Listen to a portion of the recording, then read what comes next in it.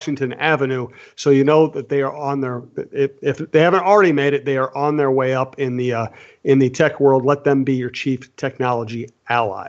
Hello, Minnesota sports fans. This is Michael Thanner, founder and CEO of WizKids. WizKids is a Minneapolis-based managed IT, hosted VoIP, and cloud services provider. Businesses today require fast response times, skilled support staff, clear communication, and technology recommendations that align with their business goals. At WizKids, we do this each and every day with our clients. When you call into our help desk for support or work with one of our higher-level engineers on a complex issue, you'll find our staff personable and ready to roll up their sleeves to help you solve your technology problems. Reach out to WizKids today to find out how we can help your business meet your technology goals. Visit us online at wizkids.tech. That's wizkids.tech. WizKids, make it happen. Stephen Weatherly is another great personality in that locker room. He is a pleasure to talk to.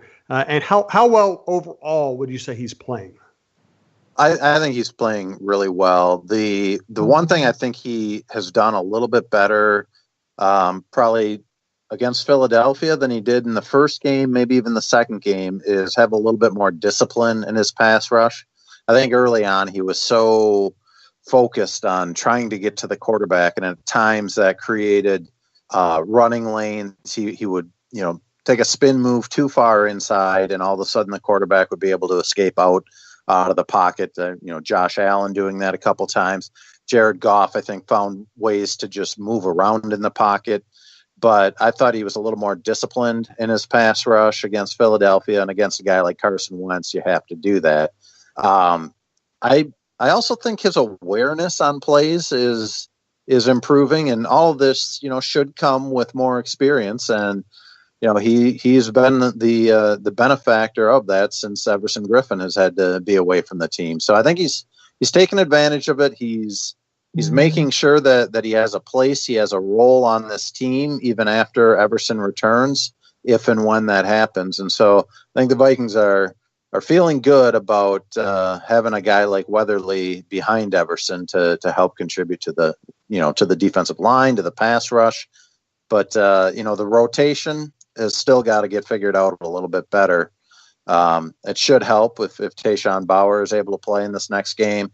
But, having Jalen Holmes up for the first game of his career, he only gave him, I think it was maybe 10 snaps, but, he really was the third defensive end and really isn't by trade a defensive end. He's more of a three-technique defensive tackle. So the Vikings are just kind of trying to patch it together on that line while Everson's away. They're getting very good production from the other defensive end position, though. Yeah, no doubt. Danielle Hunter, he's got a sack in every game this year so far, and he's the only player in the NFL to have that at this point, 5 weeks into the season. And so, he could be on a good, strong pace, maybe even, usually in the first year of a defensive guy, really coming onto the scene, it takes a while. And I think it might take a while for, the national media, for everybody around the league to realize that Danielle Hunter could be a Pro Bowl consideration if he continues to play the way that he has. And I think he's got all the potential in the world to be able to do that. And it's just a matter of time. But if he continues at this pace, it would end up with 16 sacks, and then you'd have to consider him for that. But what I like about it is, whether Everson's there or not, Danielle and Stephen Weatherly, both of those guys are able to play either side. And, I talked to Danielle about this a few weeks ago, and he said, yeah, it does help because you can, you can kind of judge the matchups. And at this point, Everson was still part of the team. And he said, we'll go out there and Everson will say, I think I can get a sack against the right tackle versus the left tackle. Let me go against him for this series. And Danielle's just fine letting him do that. And apparently the coaching staff gives them the freedom to decide which side they're going to line up on. So I think that's can keep offensive tackles guessing. Maybe they're more used to one guy's speed and another guy's strength, and all of a sudden you switch it up, and that can be the difference between getting to a quarterback or not. So, I mean, they've got a good thing going on that defensive line right now. Absolutely. I'm wearing a Johnny O shirt, probably my favorite shirt I bought at Twill. You can find stuff you will love at Twill as well. And everything from underwear to socks to high-end custom-made suits to really just cool casual stuff, which is what I usually get there. Check out twillmn.com and Twill on Instagram for all of their products. Jim usually doesn't like to shop for clothes. I don't like it when he shops for clothes either, because he used to buy stuff I'd want to throw out. That's why I'm so glad he's found Twill in the Edina Galleria. He likes shopping there because of the comfortable environment and the friendly staff. He finds clothes that actually fit him properly and are high-quality brands that will look great for years, whether he's golfing or working. Our favorites so far are Peter Millar, Johnny O, and Barber. We spend our money at Twill because we love the clothes and we love the no-pressure shopping. Drop by Twill in the Edina Galleria for the best shopping experience and best clothes you'll find in the Twin Cities. So overall, the defense, how are you feeling about it, Tim? I mean, was this a massive breakthrough, or did they just play a team that's a little bit off right now? Well, I think it's probably a combination of the two. I don't think Philadelphia is firing on all cylinders. I think they're still trying to probably work through some of the coaching issues with losing DiFilippo and Frank Reich after last year. But I also think that having 10 days between games allowed Mike Zimmer to kind of take a step back and look at overall the defense. What can he do different? He talked about after that Rams game, the day after, saying, maybe I'm overcoaching them. And, I talked to several players about it, and they really downplayed that and said, that's Zimmer just trying to cover for us. We've got to play better. But I think somewhere in between those two is what's really happening. I think he's probably trying to, either simplify it or just be better in the way that he coaches guys like Mike Hughes and Mackenzie Alexander, make sure they don't have mental breakdowns on the field where all of a sudden a guy is running free and they're in the wrong spot. So there were still a couple of those times in this game. Mike Hughes said he was a little misaligned on the Zach Ertz touchdown, but I think those instances are becoming fewer and farther between. And so it's going to take a perfect quarterback to realize exactly when something like that happens, rather than trying to regularly target one of those two guys in the nickel, or if Mike Hughes remains on the outside. So I think it's starting to come together, but I think we're really going to get the true test October, later this month when they go against the Saints. And, if they can handle New Orleans like they did in the first half of the NFC divisional game last year, then I think we can say, hey, they've got it figured out. But until then, I'm going to say they've got it figured out to be good enough against teams that aren't great, but not really knowing if they can sustain that against championship type teams. Cousins has been great. Other than the Bills game where the entire team just didn't function, I think Cousins has been great. I came in with high expectations for him, and I think he has exceeded them so far. I can't imagine that there's a person out there whose expectations he hasn't exceeded to this point, because he's just been very, very good. Like you said, besides that Bills game, but he has an NFL first now. It's 4 straight games with 30 completions or more, which is great, but it also has to do with they're throwing too much, and they don't have enough of a running game to get away from that. But I will give them a little bit of credit in trying to find ways to do different things. But to me, it's I've just been really impressed with what Cousins has been able to do under pressure. And I just wrote about this today, but he and Deshaun Watson have both been pressured 107 times in 5 games. Now, that's far too many, right? And it's leading the NFL. The next closest guy is 25 behind them. But he has the best completion percentage when he's under pressure. His quarterback rating goes up when he is blitzed, so he's figuring out where blitzes are coming from.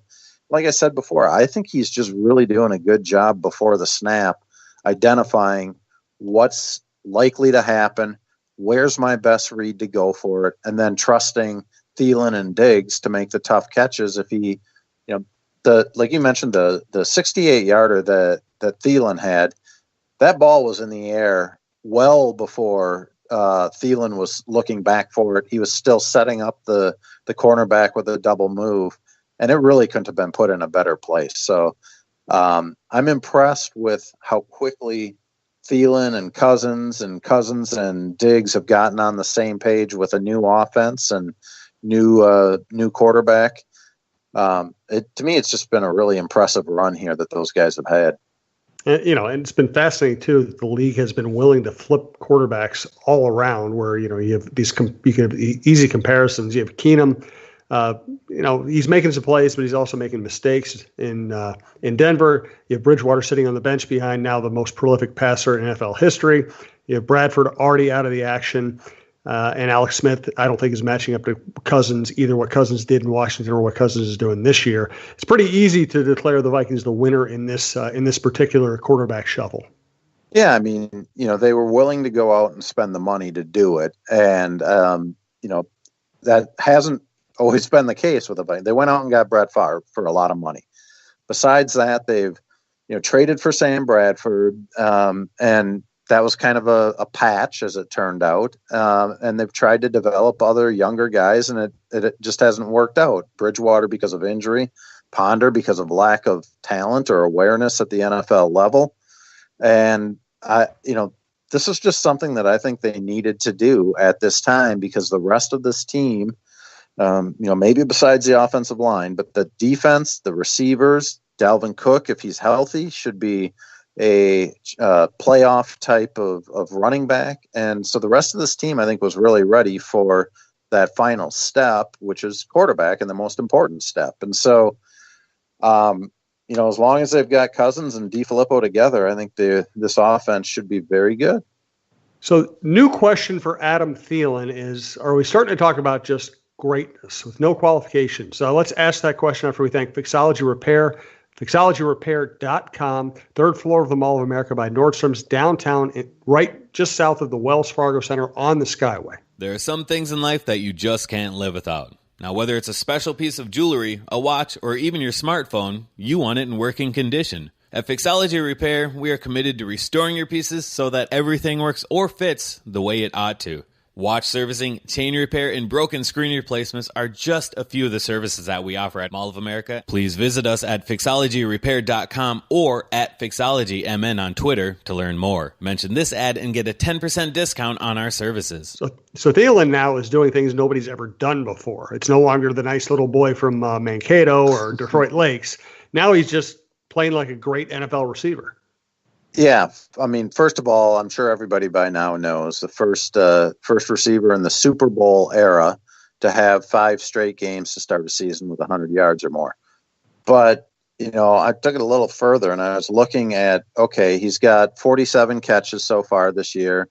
Obviously, that is going to break the Vikings record if he continues a pace like that. I was a little surprised to find out, wait a second, that's going to break the NFL record if he continues on this pace. So the pace is that he's on 150 catches. The NFL single season record is 143 from Marvin Harrison. And I remember, and you probably do too, I mean, early 90s, mid 90s, Chris Carter going for 122 catches was a huge deal. I mean, anything over 100 catches was unheard of.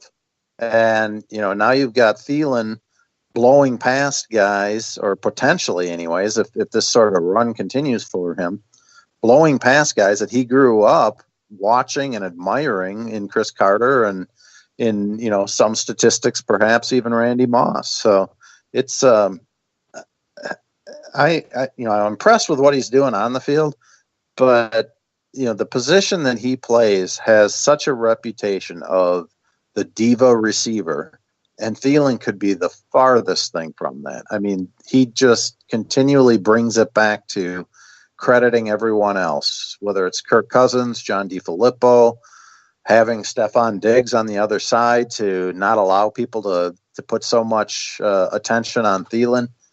I don't know what else this guy can do. He's pretty much done it all so far through 5 games. I had a nice sit down with him last week to talk about kind of Joe Mauer and watching Mauer's ceremony.